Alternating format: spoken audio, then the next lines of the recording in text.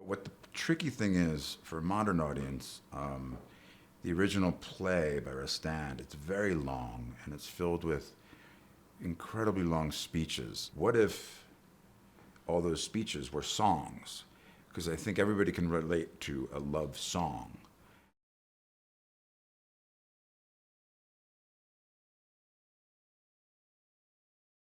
Basically, he's texting her, but it's letter writing, but it's basically texting her, which everybody does now. Even I'm doing that. I'm like, no.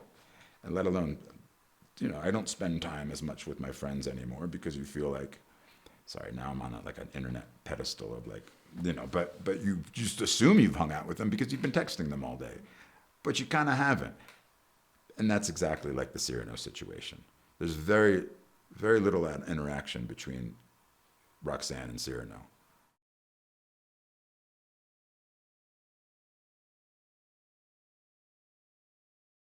Anybody could play Cyrano. I'm doing it because, yes, I do have a built in difference that I could relate to in terms of like feeling less than the person you love or feeling unworthy.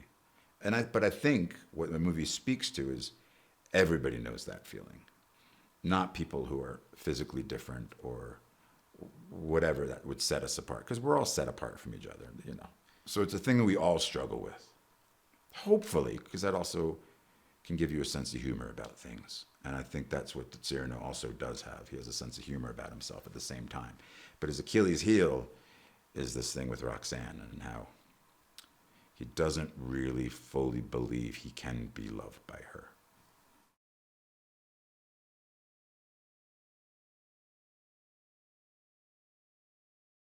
Christian is played by Kelvin Harrison, who we, we struck gold finding him. I saw this movie Waves that he did a few years back, and I just said, who is that guy? He's so beautiful inside and out, and he can sing. But we had just such a good time making that film, and he really just tapped into what I was talking about earlier about he has this super intelligence playing Christian, but just is like tongue tied with the girl he loves. So it worked out beautifully, and that's its own like separate love story in the film. I think Christian and Cyrano, because they start off as competitors, and it just turns into a real love story between the two of them in many ways.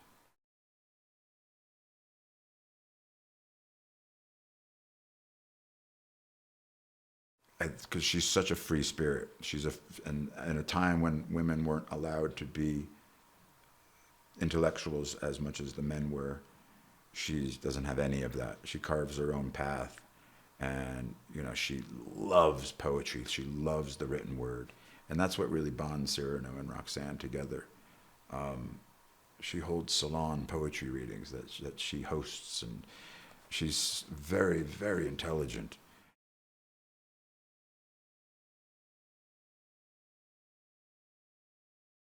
That was the thing with Cyrano. He has this reputation of being the greatest swordsman.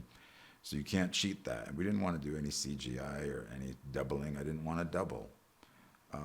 So and I love learning new things. And we went all in, and hopefully the work shows. But that second sequence, when we get attacked by the 10 men, we also didn't want to cut away, because that's a kind of a cheat. You can go boop, boop, and then stop, and then do the nut. But we wanted to do it all. So you experience it, what Cyrano's experiencing, what it's like to be attacked relentlessly by 10 guys. So we shot that. We had it all mapped out. We shot that about 10 times.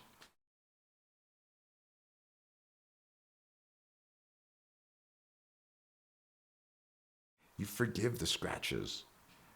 That's part of singing. That's your soul. It doesn't matter. Your voice isn't as important as what your soul is saying.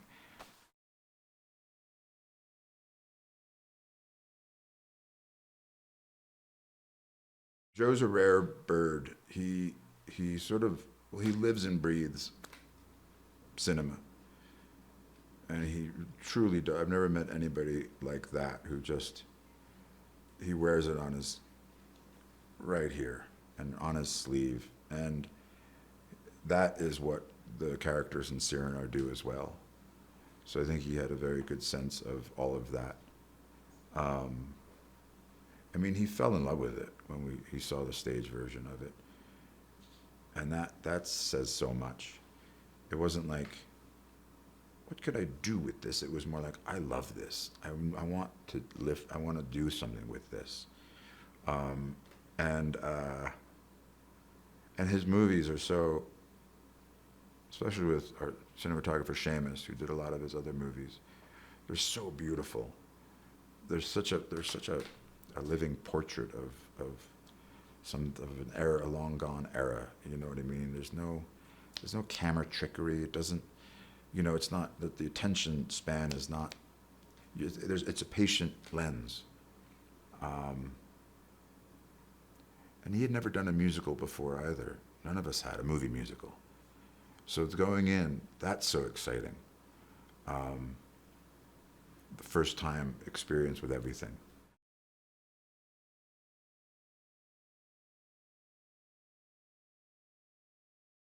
The whole sky was glowing red. And normally, when you see that in a volcano, you go away from it. We would drive towards it at the beginning of every day going. And God bless the Sicilians, the locals. They're like, she angry today, but she all right. She all right. She was a she. She's a little upset, but she'll be okay. That's spewing lava. You got to worry about the earthquakes, not the lava.